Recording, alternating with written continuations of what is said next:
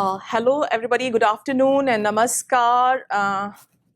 So I just hope that I can bring your attention to one of the very pressing situation of immigration across the world. So before Syrian refugees in India, and I think going just directly to the topic, should I introduce myself? Sure.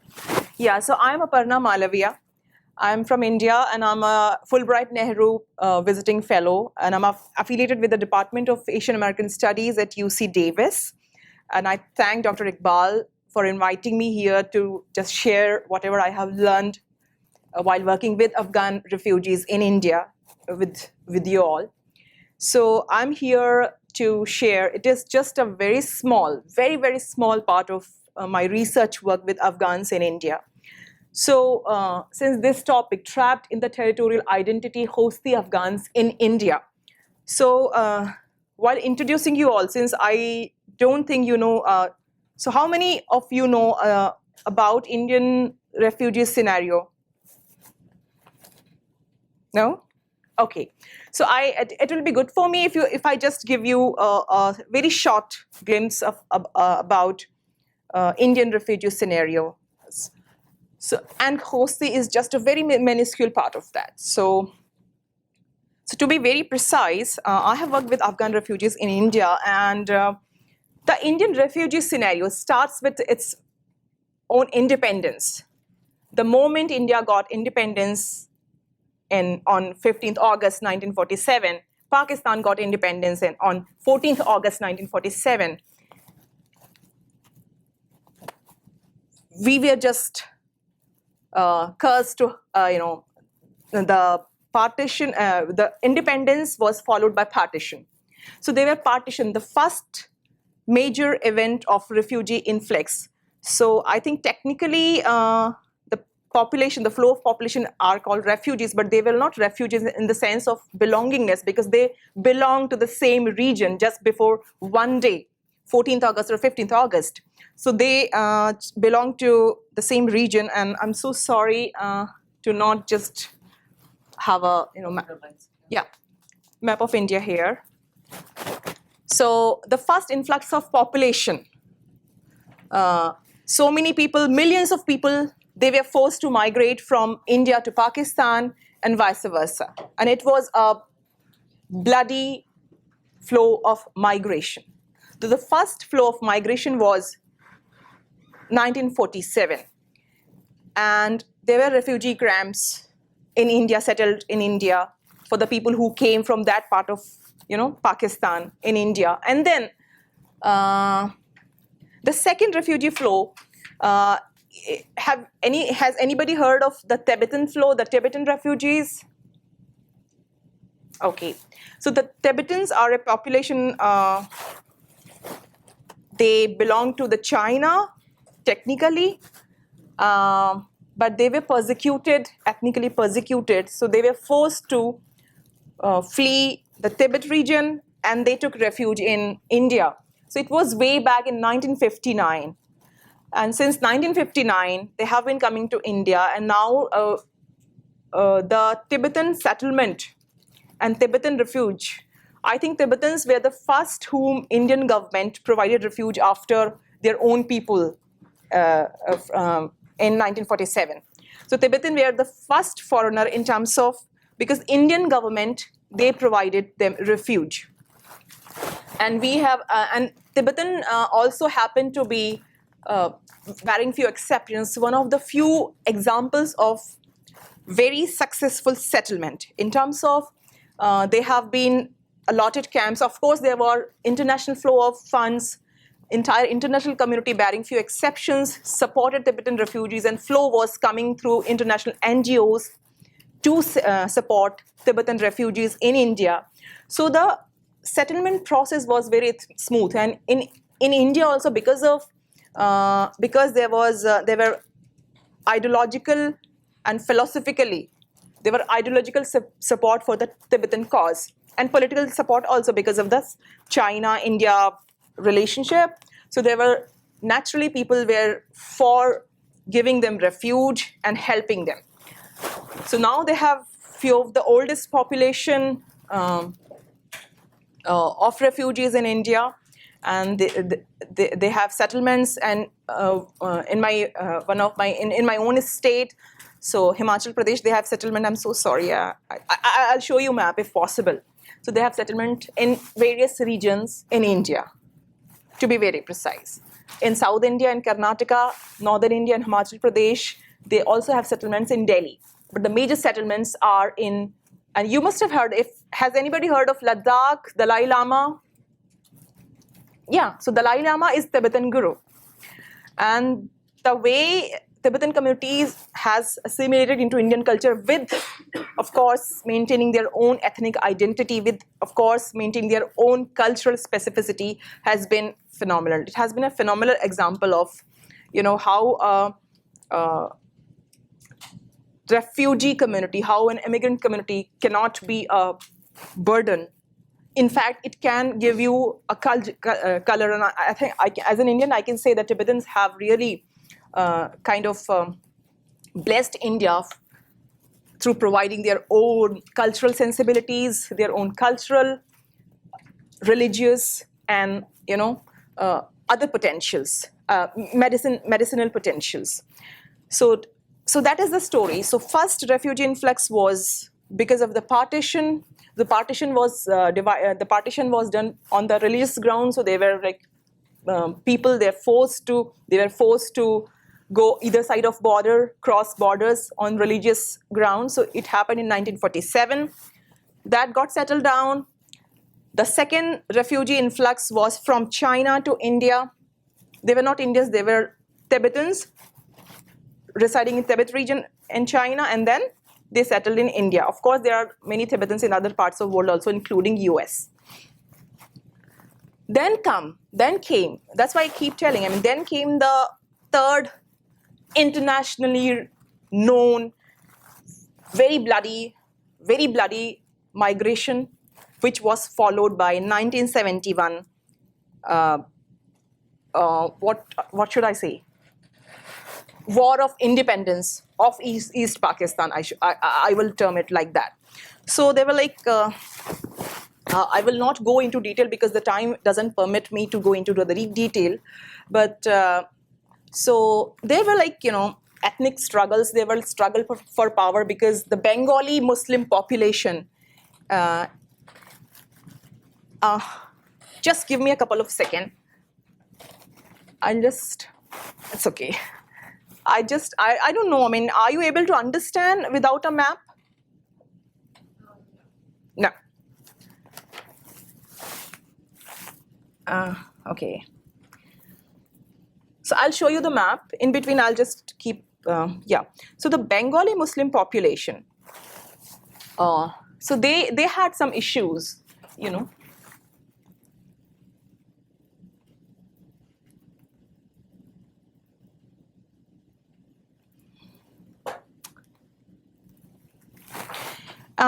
So please don't see the topic, the title. This is the flow of migrants in South Asia, okay? So this is just the tip, okay? This, it's very old slide made for another presentation, but I'm just, sharing with you guys just to make you understand, So this is India. Of course, the map can be debatable for political reason, but I'm coming from India, so this is India for me, yeah. So, this is Afghanistan, this patch is Pakistan, okay? So when I say 1947, okay, people from this part of border, can you say these are, of course, imaginary line, but they become unfortunately real, okay? So they cross the line from this part of India. This is just tip of India. India is very big. It's like here also, but they cross border and they settle in Pakistan, okay? People, especially the minorities, the Hindus and Sikhs, they crossed Pakistan and they settled in India, 1947. Can you understand? Okay. So here there is China. So there people came to India. I'm talking about the Tibetan population, okay? They settled in India. Perfect. So now are you able to make some sense? Okay. Map of India. Can I just Google it? simultaneously, yeah. Just to make them understand, yeah. Yeah, it makes easier. I'm so sorry, because I really didn't know that I need to, I just realized that, yeah, there's no internet. Yeah, so in between I'll just, don't disturb them. And okay, so while I will just make you understand, so the third major influx was from Bangladesh, current Bangladesh. It was earlier East Pakistan. So Pakistan, when partition happened to, one country, Pakistan was actually on both sides of India. You just saw the map. So it was West Pakistan, and on Indian Ocean, there was East Pakistan. So in 1979, because of the, ethnic tension between the people living in West Pakistan and East Pakistan, because the East Pakistan, although they were Muslim, and surprisingly, they were the people who really, worked, who really, from the political leaders, I will not say people, but the political leaders from that side of India, early India, they actually fought for, a separation based on a religious identity. But lately, because they were Bengali-speaking people, ethnically they were Bengali. That's why it's very interesting when we, as a student of political science or religious study, we must understand, what is ethnicity, and how, diverse, strains of ethnic identities, religious, cultural, linguistic, how they interact with each other. Because, surprisingly, even in South Asia, I'm coming from that part of India. In South Asia, in 1947, there were very political reasons. I mean, of course, it just didn't happen in seconds. But a nation was created out of religious identity. But just way back in 1971, you are seeing that, the cultural identity, the ethnic identity of Bengaliness, the ethnic identity, the linguistic and cultural identity of Bengali is in clash with this majoritarian Punjabi identity of Pakistan. So they were persecuted brutally. So, and they kind of fought with the military. So, and then there was Mukti Vahini Sangharsh in East. Yeah. Are we able to? Yes. So this is Bangladesh. So, this was earlier East Pakistan and West Pakistan. So now you have Bangladesh. So since in 1979, Bangladesh was created and it's separated from Pakistan. So now you have Bangladesh, India, and Pakistan. Of course, they are not only the three countries. There are other countries, Nepal, Sri Lanka, Bhutan, Maldives, in South Asia, and Afghanistan, of course. So, yeah, this is all done, I think, to be very brief. So in 79 also, there was bloody massacre. And within, I think, 3-4 days, almost 3-4 lakhs people, they migrated from Bangladesh to these region, So basically, they went to this side of, we also have Bengal, okay? So this side of India. So now also we have some population. So they were also like, they were all Muslims, they were all Bengalis, Muslims, Hindus, and of course, I guess Chakma refugees also. So this was the third major, influx which happened within South Asia. In short, what I'm trying to kind of, share with you, the specific scenario of immigration, forced immigration, bloody massacre, genocides, all sorts of examples you will see in South Asia. All sorts of refugees. There are climate refugees. There are, refugees, produced from genocides, massacres, ethnic cleansing, ethnic strifes. You still have, those refugees. You still have Rohingyas, population. Most of them are in Bangladesh. Very few are in India. And of course, they are, taking the route of the sea to go to other countries in, I think this is Malaysia. No, this is Myanmar. So we can't go further. So let's stick to South Asia. Now what happens? after these major influx, there were like interesting things happening in Afghanistan. So now I can just, should I close it? Was I able to, make sense in some way? Okay. Where is my slide? Do I need to open it again? Okay. Let's open it.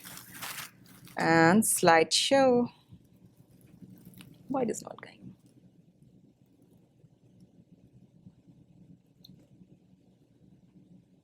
Why it is not?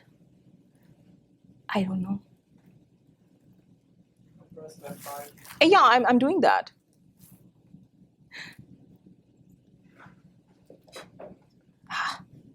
What is so embarrassing?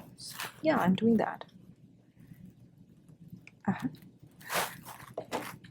Yeah, thank you so much. I'm so sorry.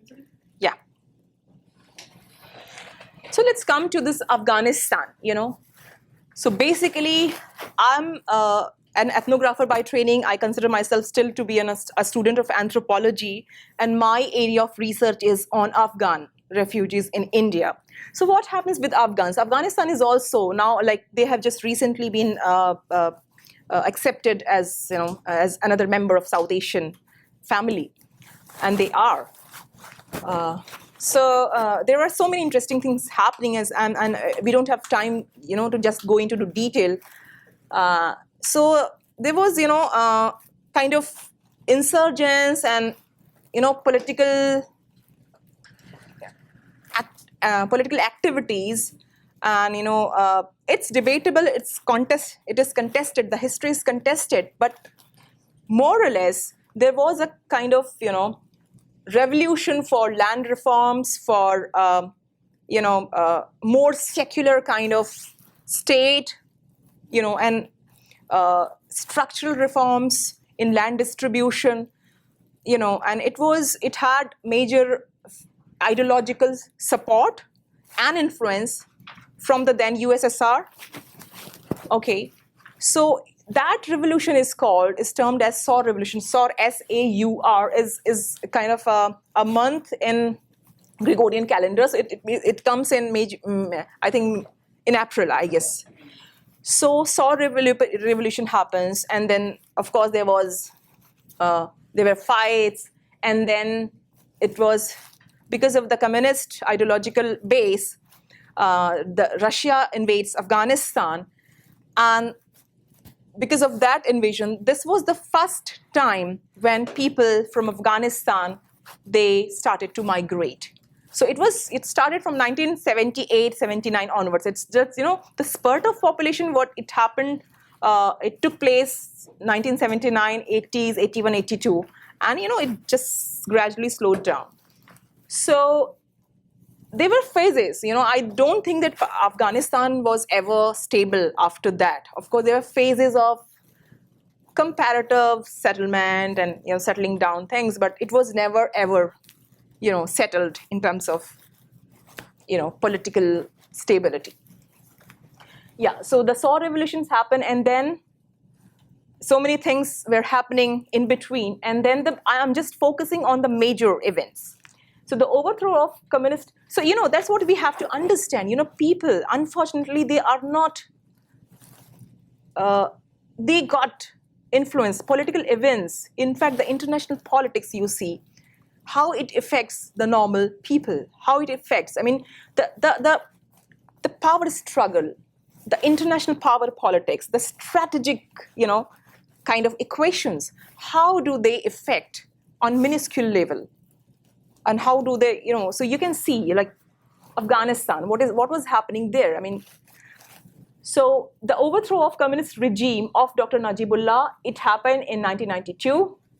And then after it, there was a civil war between 1992 and 1996. So what I'm suggesting that, population, people didn't stop migrating, but it was just, they were just going who could go, the businessmen, the affluent business class, the doctors, the engineers. You will say many people in the US and in other European countries like Netherlands, Germany, and non-European countries, of course, like in Australia and New Zealand. So look, So you will see many affluent Afghans, Muslims, as well as some Sikhs and Hindus. So they came during these period, post 79, 89.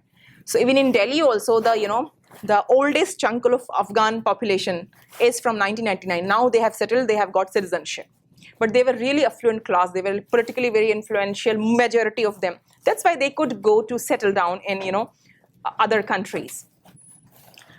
What happens? The civil war during 1992 and 1996, and then the Taliban rule from 1996 2001. And the US invented a so-called war on terror. I don't know who was terrorist. I'm sorry, I'm very straightforward. I don't know. Yeah. So the US intervention, war on terror, which continues. I can go on and on what happened. Yeah. So to summarize, migration from forced migration, I will say, from Afghanistan, it is happening since 1979, and there were there are periods in the history when you see major chunk of population going to every direction of the world, just to seek refuge, just to save their lives.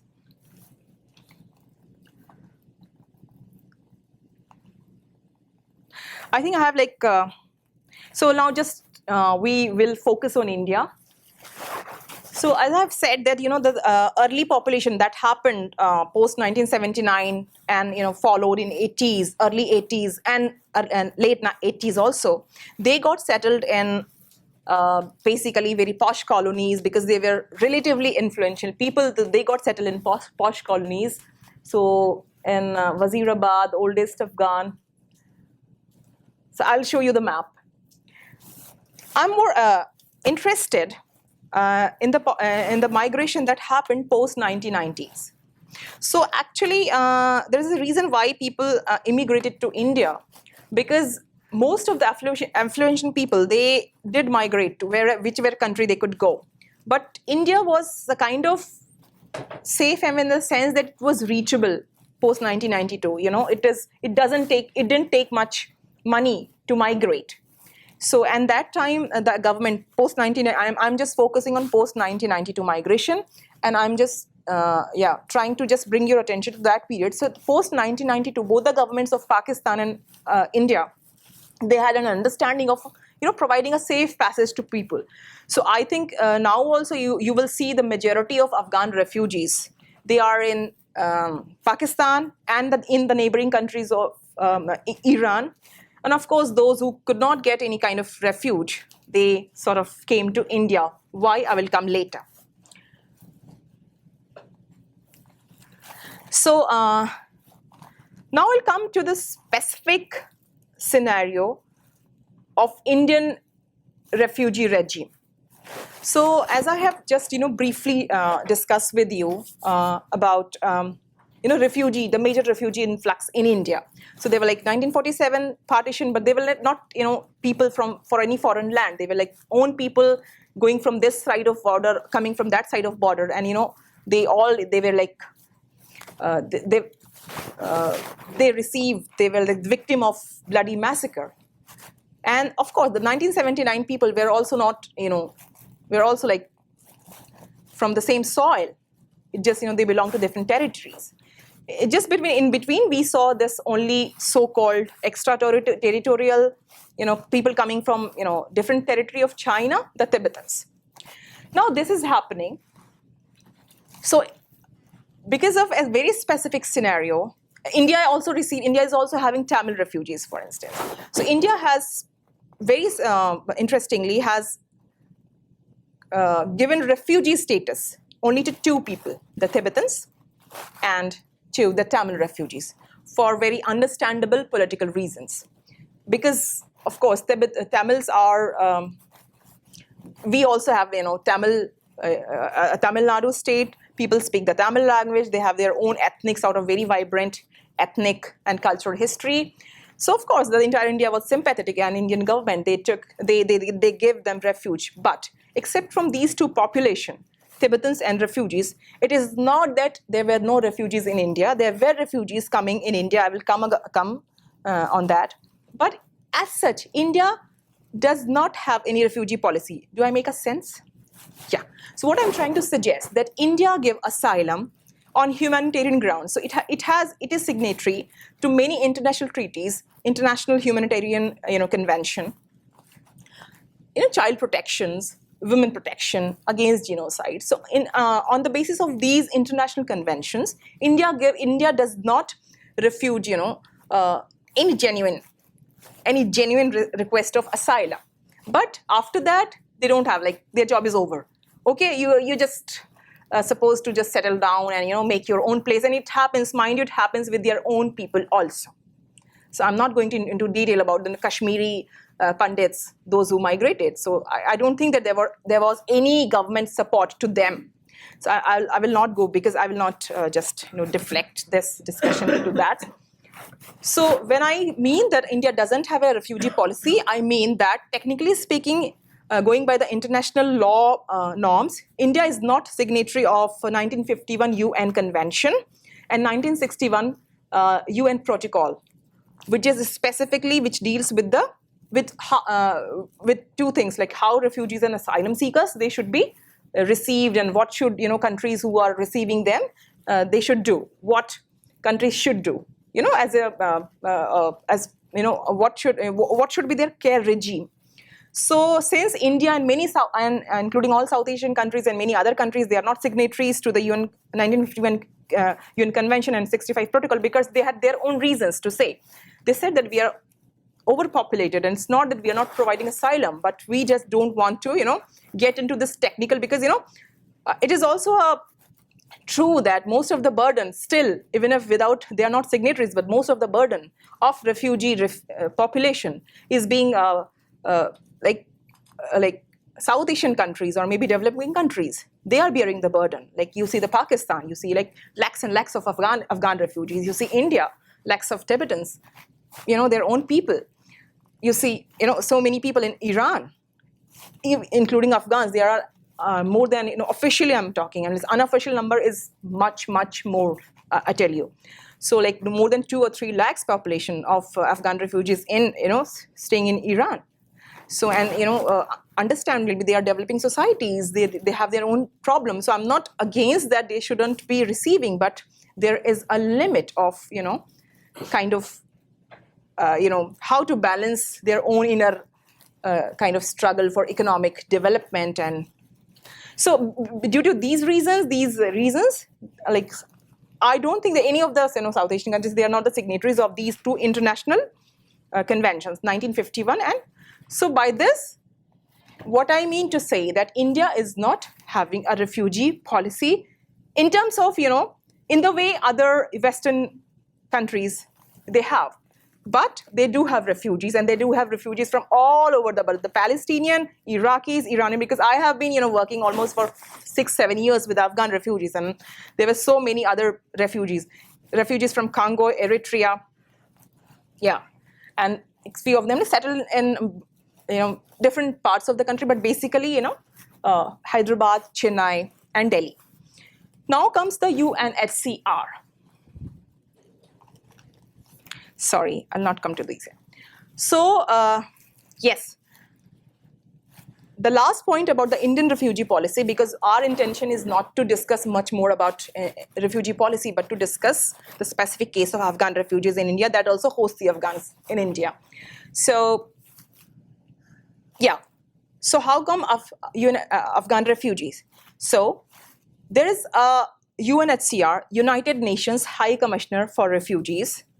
So United Nations High Commissioner for Refugees, it accepts refugees and asylum seekers. So all the refugees who are not given refugee status by the Indian government, they are recognized as UNHCR mandate refugees in India. Am I making sense? So Afghan refugees are, technically speaking, they are UNHCR mandate refugees. It means India has given Afghan refugees asylum and provided them the right to refuge. It did not deport them. But the care, protection, and all the managerial things, they are taken care by the United Nations High Commissioner for Refugees, that stands for UNHCR. So that's why they are called UNHCR refugees. But the thing, they're only officially recognized 10,000 Afghan refugees maybe, in India. But the reality is like there are almost 50,000 to 1 lakh Afghan refugees in India. Okay. So that's the beauty of informality, right? I think that's the beauty of informality. And it's not that they're dying. I'm not saying that everything is very good, but they're managing. Yeah. So I will say, when I call about Afghan refugees, it's a very, very diverse population. In terms of refugee population also, it's very diverse. So you have Muslims, you have Hindus, you have Sikhs, you have a few Christians, I have not mentioned here, and I have also came across with a Jew. Although he was skeptical to, early, like only, after 1 year, I came to know that he just, when we became really close, he disclosed that actually he's a Jew. So there are few Jews. To be very precise, so that's a very, very heterogeneous population. And we have Muslims. Amongst Muslim also, there's like, time? We still have time. Okay. So we have like different tribal ethnicities, the Pashtun, Hazara, Tajiks. There are very few Baluchis, Uzbeks, and Turkmens, but I have really talked to very few of people who belong to such ethnicities. I have majorly worked with the Pashtuns, Hazaras, and Tajiks. And this is also to tell you that I have specifically worked with Afghan refugees because there are other non-refugees Afghans also who have been already traditionally coming to India. They are Afghan students, they are like medical tourists. So I'm not talking about them. I'm just focusing on Afghan refugees. So amongst Muslim, there are Pashtun, Hazaras, Tajiks, and among Hindu and Sikh refugees. And these are self-disclosed identities. Self-disclosed because as an ethnographer, when I ask a person, I respect that identity. And for me, that is the identity of the person. Because of course, I can, go into detail. I can see the historical account and other anthropological histories and historical anthropological account about the community. But that is the self-identity of the group. Why it is important, I'll be explaining in another slide. So when I talk to them, the Muslim Afghans, they identify themselves as, okay, I'm Pashtun, I'm Tajik or Hazara. And then they talk about, of course, their place of origin. When I talk to Hindu and Sikh Afghans, they'll say like Hindus and Sikhs, but no. First they will say we are Hostis, we are Laghmani, we are Ghaznichi, and Charakari, Kundusi, and Hosti. What are they? So I will just, please excuse me once again, I need to go to another slide just to show you, yeah. It's very interesting. I think I need your help also to just, unfold these. Later on, we can talk about this. It's very interesting, Yes. So I was talking about Hindu and Sikh Afghans. Why it is very important, the identities are very important because, in later side, I will be talking about this interplay of identity and imposition of a different identity on both of these groups, Muslims and Hindu Sikhs, by UNHCR. So you can see different regions. This is a UN map, okay?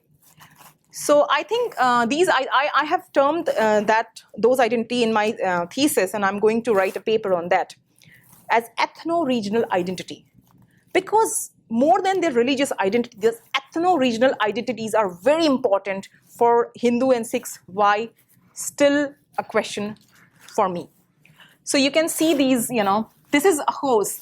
Yes, we are going to talk about this region.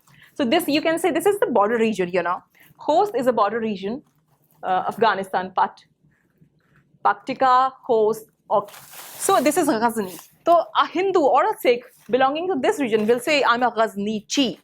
This is, somewhere is Charkar, Can you say Kunduz? So the, person belonging to this, then they will say, I'm Kundusi. So similarly, there are different regions. So based on their, place of origin, they said that we are Charkaris, Laghmani, Ghazniji. Why they are important? Because more than the religious I will not say more than, but this identity is very important because they have established and they're still establishing the religious institution based on these identities. These are endogamous groups. They are Sikhs, they are Hindus, but a Ghazniji would prefer to marry within a Ghazniji, irrespective of Hindu or Sikh. A Khosti would marry to, try to marry within a Khosti, irrespective. A Hindu Khosti would never like to marry a Charakari Hindu. Do I make a sense? Yeah. So, what was interesting to me, and of course, this is of course not the focus of our discussion, but I just want to give you a glimpse of how much heterogeneity, how much complex, and how much diversity we have in terms of population. It's never ever unanimous identity, And I'm talking about Hindus and Sikhs. So they are very staunch endogamous group, because in India, endogamy works only in terms of caste. A caste is considered to be an endogamous group. Up here, you are saying like region. The regional identity becomes endogamous. It becomes an endogamous group. And later on, I don't want to go into detail, but there are kind of, some changes happening on because of when they are in Delhi, Afghan. Most of the Afghan refugees, this is also mentioned, they are staying in Delhi, different parts of Delhi, but basically Western Delhi and South Delhi. And of course, the Muslims, majority of Muslims are, since they are, I'll come again to the other side. So they are UNHCR refugees, so they are staying in Lajpat and all. So is it clear? The endogamous ethno-regional groups, they are very important because they have their own gurudwara, and through their own gurudwaras, they organize festivals. They try to, recreate their identities. They try to recreate their home, which they had in Afghanistan. And these ethno-regional identities are very important because, I think there are seven gurudwaras just in 10, 15 years, and very lavish and very well-maintained gurudwaras in India. There were gurudwaras in Afghanistan also, but few of them, they were destroyed by the Taliban. Because of the diaspora money. Yes, you're right. So I'm sorry to switch. Yes.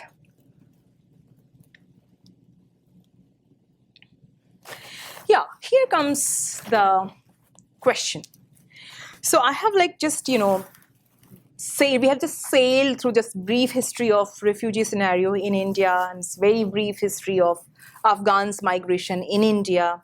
And I have just, introduced you with this ethnic diversities of Afghan refugees. Muslims, Hindus, Sikhs, Christians, Jews.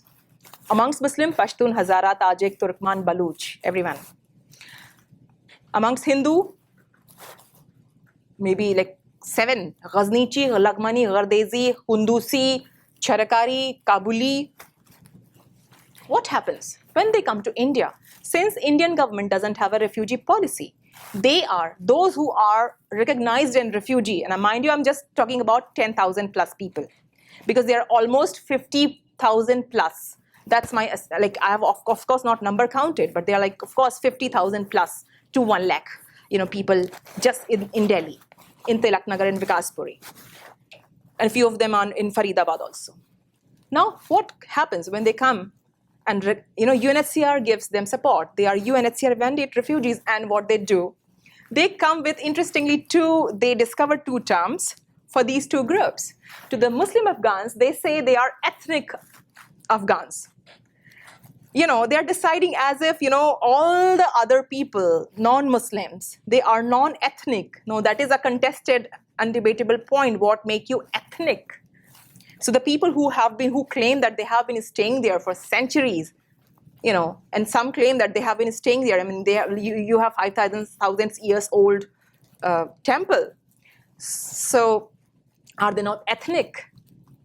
Yes. But this is the official term coined by UNHCR for Muslims. They are ethnic Afghans. The Hindu Sikhs, they say Hindu Sikh Afghans.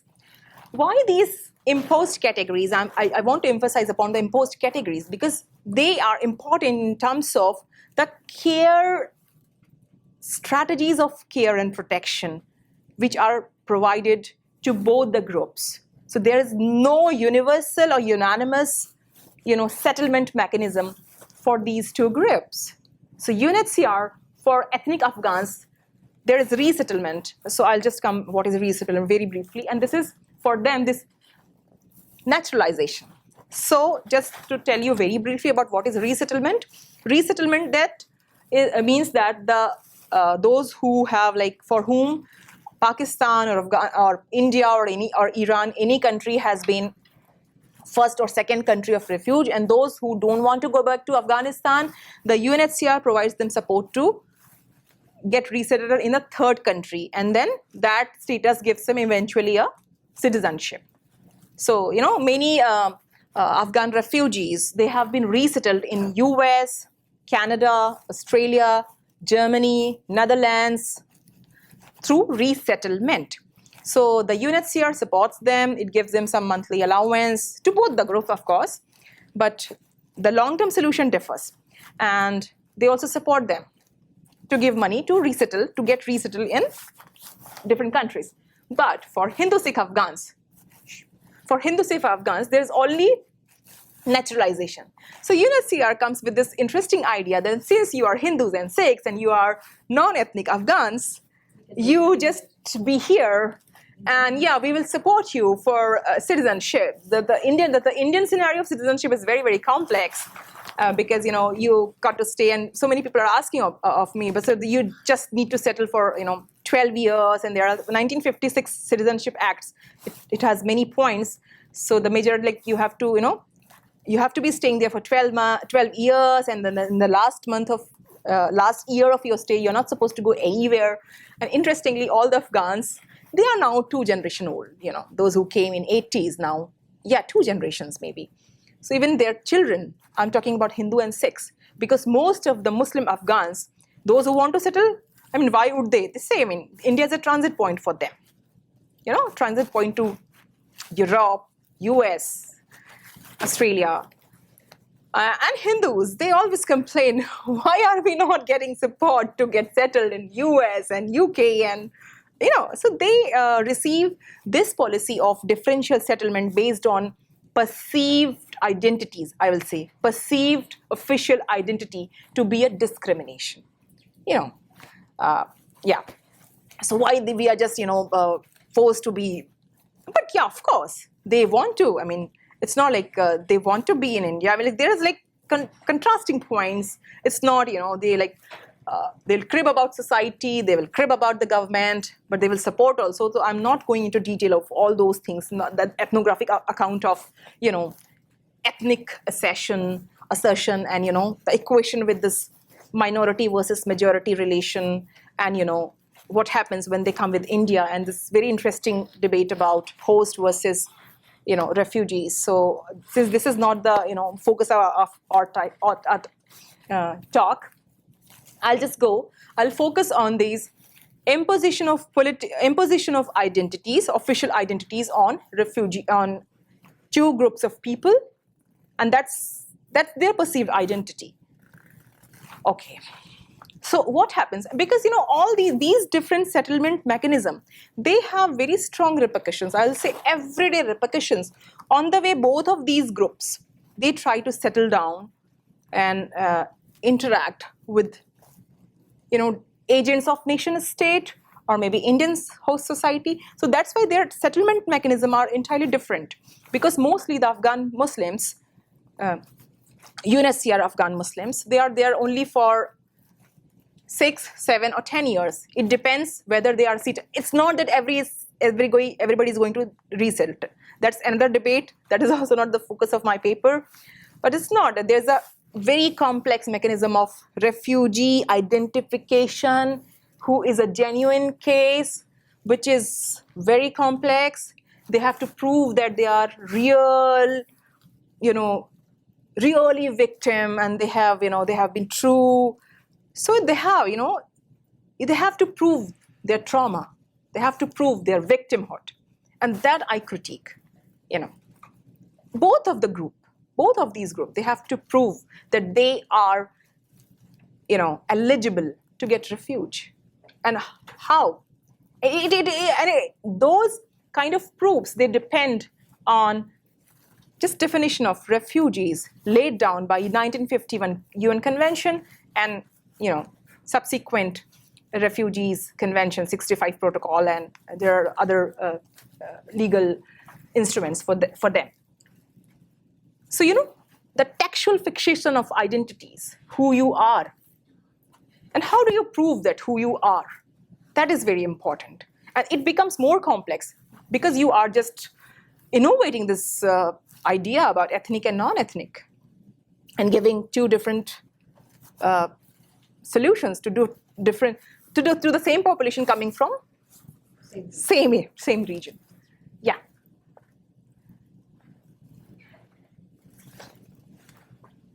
So now, who are Khostis? So I think, did I make clear when I show you the map? Do you remember when I showed you the map? So Khosti is, just to be very precise, Khost is a region. I'm sure it is also a province in Afghanistan, since it shares its border with Pakistan.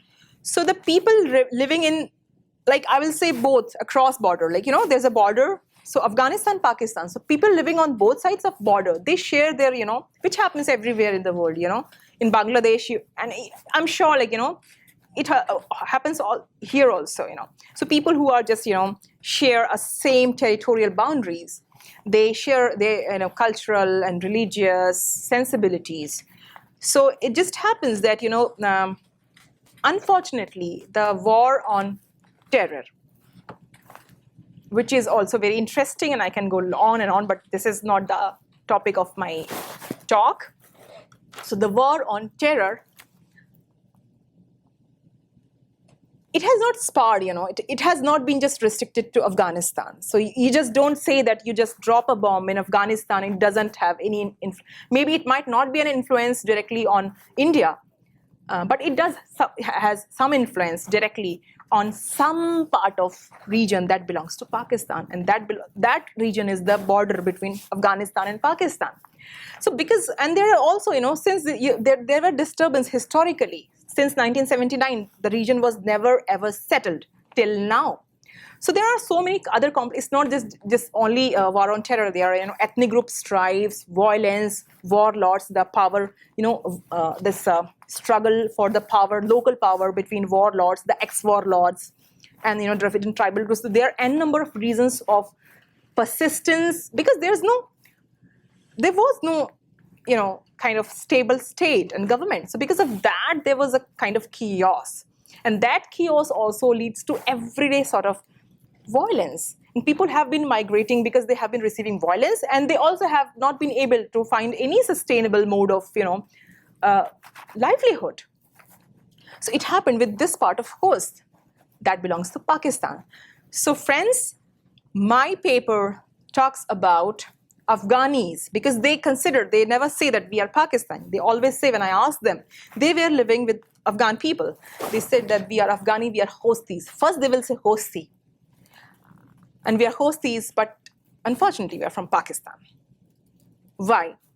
So why I'm talking about Khosti Pakistani? Because technically, for an Afghan person to get refuge, it became very easy. It became very easy initially. And I think I have I have not done my my research was just finished. Fieldwork was finished in 2014. So till now there were still people coming. But for a Pakistani to get asylum, because technically no one gives them asylum. India, sorry to say in Hindi. So you don't have any problem, because you're Pakistani. You don't have any problem. So why should you get refuge? And UNHCR comes with the same kind of narrative. You don't have any problem because you belong to this side of border. Why should you give status of refugees? But hello, these people are equally vulnerable. They are equally victim of violence and persistence, economic and social, just dismantling of the structure. And when they come, their vulnerability is more acute. Because what I felt that more or less, I can say it, I can say it, through my field work. Afghan Muslims also, you will see beautiful restaurants, Afghan restaurants, not made by the Afghan immigrants or the medical tourists or the not made by Afghan students, but by refugees. Of course, there are so many legal ways to do things through Indian friends and all. They have been knowing this country through ages. So they know the cultural sensibilities, they know the trade techniques. So they have beautiful restaurants and markets, and they have entered into the markets, which they have been doing since centuries. It's not new. But for Khosti Afghans who are nationals of Pakistan, it's very difficult because they're always into the margins of society. And why? Because you can say. So am I allowed to read an excerpt from my fieldwork? Do we have a time? Yeah. Thanks for coming. So I'll be brief, of course.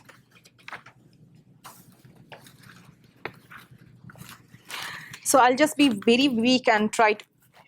It's okay. Yeah, so Khostis from Pakistan migrated to India in search of a secure place. The Khostis who have migrated to India from the region in Pakistan, they are Sikhs. Majority of them are Sikhs and Hindus. And according to them, the turbulence due to civil war in the nearby regions had made their life difficult. They feared for their women's and daughters' security. They would not send their young daughters to public places. They were frequently forced to convert to Islam, and they were living under continuous threat to their lives and security. And this happened specifically. I'm not saying this was the reality. This is happening just, they also say something, just post 1992. Why we as a scholars need to understand without any stereotypes. The difference of religious belief could have invited unwanted consequences for them. And interestingly, these Sikhs and Hindus did not come to India during partition. However, Khostis have arrived very late.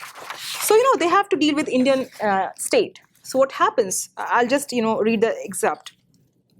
So when they go to the, Indian state, for example, anyhow, they have, got visa through Tirath for, pilgrimage, sorry to use the Hindi word. So for, pilgrimage to an Indian temple or a shrine, Hindu shrine. And they don't go back. So when they go for, citizenship, there are certain rules that you have to be, legally staying in India and all. So when they do, they're asked, and they are, the suspicion, what we call the surveillance, is very, very strong, irrespective of the religious identity. I tell you, you belong to that area. The surveillance is not. I have not seen that surveillance is not that much strong for Afghans, but very, very, and because of the understandable, very beautiful and very friendly relationship with this two country, Pakistan and India, this inter-country surveillance is very, very strong, both the way. So they don't trust. So when they go to ask, for visa extension and all, they have to go from this office to that office, and surveillance is there. And why? And there are questions like, why didn't you come in 1947, and things like that. And how can I, and they're indirectly also there's murmurs that how can we trust that they are with Hindus and Sikhs, like that. Yeah. So. They can be spy, and it's very easy post 1992 and after that, and because of the border politics. That's why I termed that paper as trapped in border. So because of the border politics, even irrespective of the religious boundary, they are not able to kind of convince. Of course, there were very few. They could get citizenship because they married. There are certain norms. They married Indians, and they could get, because of marriage, their daughters could get Indian citizenship. But it was very hard for them in comparison to their Afghan counterparts. So I'll just read one excerpt, which will, So Maya Ram is a Hindu from Khost region of Afghanistan. He came to India in March 2008 along with his wife Radha and 3 sons and 2 daughters. He was held by one of his distant relatives, Madhav Sharma, and Madhav Sharma is also a Khosti from Parachinar, a region that lies at the border between Afghanistan and Pakistan. Madhav Sharma suggested to Maya Ram the ways to migrate to India and helped him to find a job. He was just working in a hotel. Interestingly, he was a Brahmin, but he was washing utensils, which never mind, every immigrant has to do it who are into the margins of society. He stays in a one-room house at Vikaspuri, Tilaknagar, with wife and 3 sons and 2 daughters. He doesn't have to pay rent. The owner of the house has allowed Mayaram to stay in his house till he is settled properly. Radha helps Mayaram by doing some stitching jobs in her spare time. She says that it is difficult to run a family of 7 members with 2,000 Indian rupees, INR 2,000. Once I myself accompanied Mayaram to the office of Subdivisional Magistrate at Rajouri Garden. So my respondent, they just requested me that if I accompany them to this officer, he might be able to understand their situation. Yeah, well, I accompanied them, and Mayaram, they were regularly going to the magistrate's office to get permission for admission to Mayaram children in one of the public schools. And public schools are free, irrespective of, even if you're non-citizens, anyone can enroll. And it is like right to education. It has been like constitutionally, it is a fundamental right now. If I'm not like, kindly correct me if I'm wrong. Yeah. So they were like regularly going to magistrate's office to get permission for admission of Mayaram children in one of the public schools at Tilaknagar. The school's administration was not admitting Mayaram's children in the school, and they were denying admission to the children on the grounds that they don't have an Indian visa to work and stay in India, and also they don't have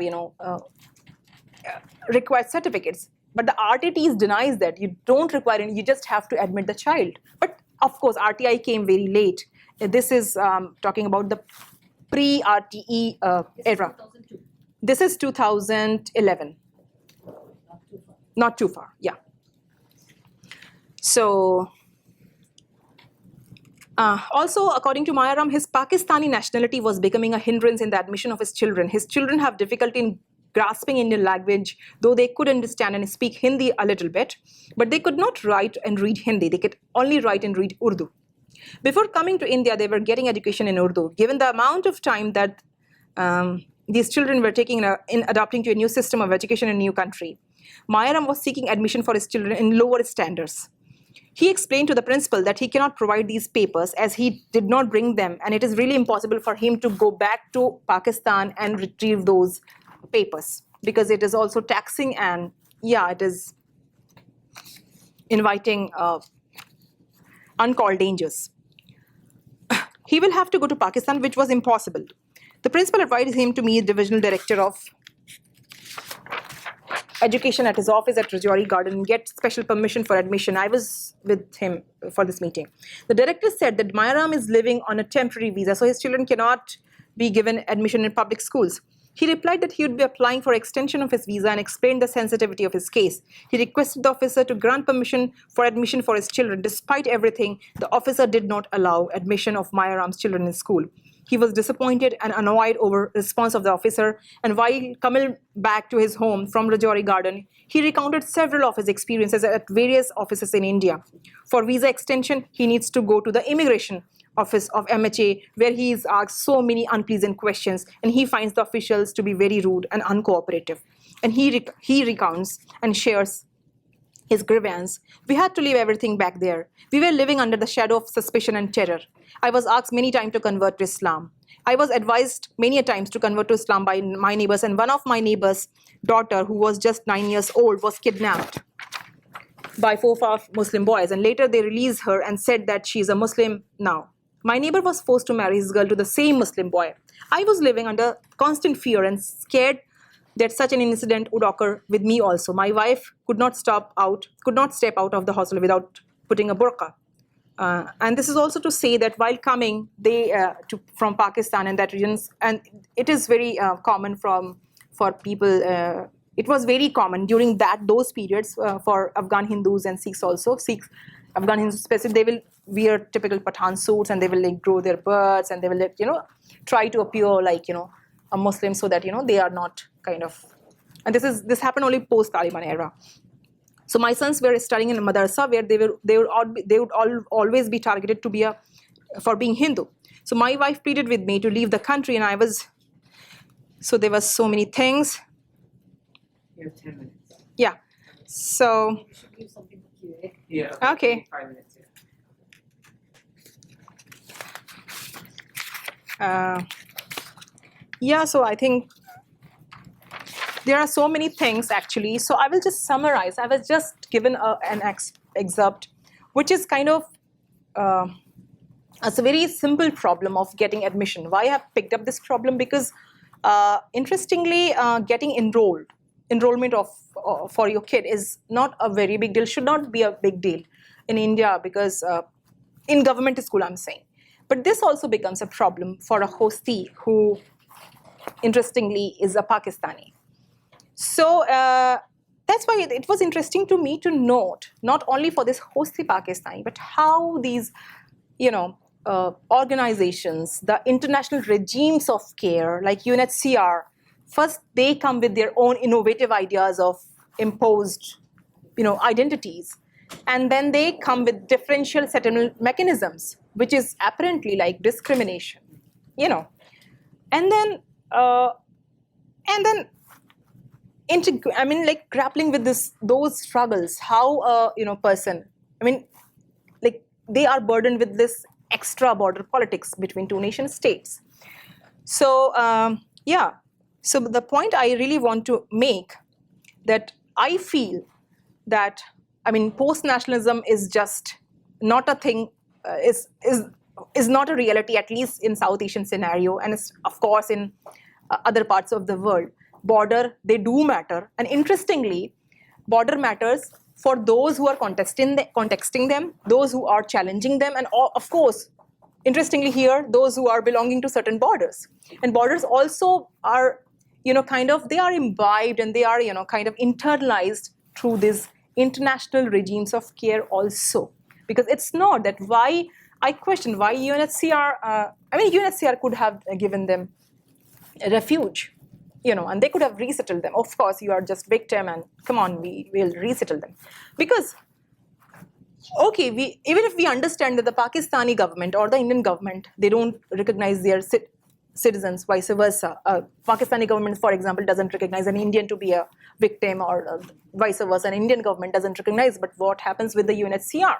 So why do they perceive that the, hostee belonging to Pakistan cannot be victimized?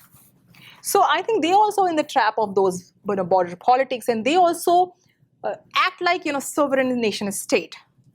So that's why I think I do have questions about these glorified ideas of, I individually I do believe cosmopolitanism, which is a beautiful idea, but it just doesn't exist in reality, and especially for the people who are, who are in the margins, who are immigrants, who are refugees, and they should be the first person to, to be the receiver of this cosmopolitanism ideas. And, we call in India, there's a saying in Sanskrit, Vasudhaiv Kutumbakam, the entire globe is our family. But unfortunately, this doesn't happen in practical realities. And not only the nation states, border remains important for nation states, but for international organizations also, they kind of work side by side, and they act like nation states. And border matters. Thank you so much. And yeah, and the floor is open for questions, suggestions, comment. Yeah. So actually, the whole when you we should So the basic thing is like when we talk about UNHCR and having the discrimination among the refugees itself, it all has to do with funding. Who is funding who? So UN also doesn't work in oblique. Yeah. It has its own funding Of course. agencies. So when we are talking about ethnic Islamic communities getting special status, and that too when they are getting turbogenized, because Afghanistan is the only nation in the world who has sustained its plurality within the Islamic population.